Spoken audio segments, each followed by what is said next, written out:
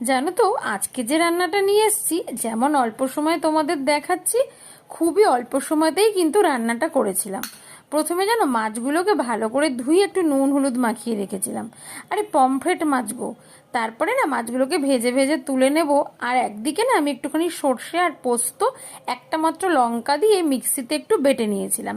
আর তারপরে কি মাছগুলো ভাজা হয়ে গেলে কড়াইয়ের মধ্যে দিয়ে দেবো কালো জিরে আর কয়েকটা লঙ্কাগুলো মাঝখান থেকে অর্ধেক করে নিয়েছি।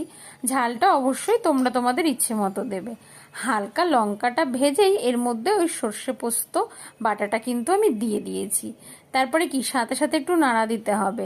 আর এর সাথে না একটু জল দেবে অবশ্যই, মানে শুধু যদি তোমরা দাও তাহলে কিন্তু একদম তেতো হয়ে যাবে।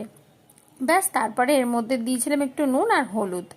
খুব বেশি হলুদ দেওয়ার প্রয়োজন নেই, ওই হালকা দিলেই হয়ে যাবে। এবারে মশলাটা খানিকক্ষণ একটু ভেজে জল দিয়ে দেবে। বেশিক্ষণ কিন্তু ওয়েট করা যাবে না, তাহলে কিন্তু একদম তেতো হয়ে যাবে। এবারে আর কি যতটা পরিমাণ তোমাদের ঝোলের প্রয়োজন ততটা দেবে, দিয়ে একটু ফুটে উঠলে একে একে মাছগুলো ছেড়ে দেবে। রান্নাটা এতটাই সুস্বাদু হয় আর এতটাই তাড়াতাড়ি হয় যে বারবার ইচ্ছা করবে যে এইভাবে এই গরমের মধ্যে এরকম শর্টকাটেই রান্নাটা করিনি। তো চলো, কেমন লাগলো তোমাদের রেসিপিটা আমাকে কিন্তু জানিও।